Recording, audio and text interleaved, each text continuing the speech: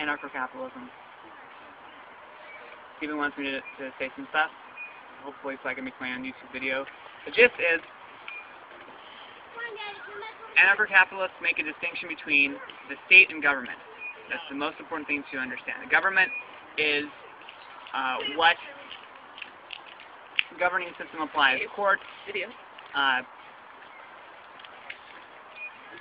courts, defense, and military, and police. So the state, however, is a extortion racket, coercive monopoly on the use of force.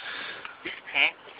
Because the gist is, if the state, if you don't pay your taxes to the state, it's involuntary. That's the key point. It's involuntary versus the free market. Okay. If you don't, you guys are acting like I'm a big pop star here. Okay. If you don't pay your taxes, then they will charge you a fine. If you don't pay your fine, then they'll call you to court. If you don't come to court, then they'll send police officers to take you to court. And if you resist the police officers, you're going to be shot. Okay. So the point is the foundation of the power of the state is this coercive monopoly on force. And people have this idea that the state is legitimate, and this ideology, which some anarcho-capitalists call the ideological state, is what makes people think the state is something special, instead of using their own normal cost-benefit analysis that they would apply to any other firm that they chose to do business with to this.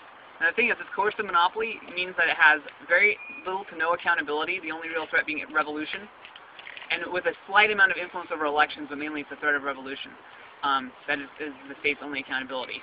And very little incentive to actually do a good job, because it forces the people to continue to pay taxes. Okay.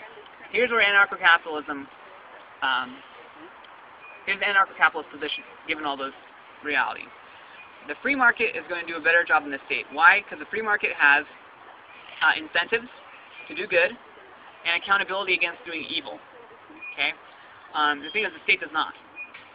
The state has all these monopolies, and its only purpose is to expand its power, and it gets rich off of instead of the normal way, convincing you that this product or service is worth your money or your trade. They just say, give it to us or we're going to shoot you. And that's, again, with the whole, if you actually look at it, look at the reality, that's what it ends up coming down to. Okay?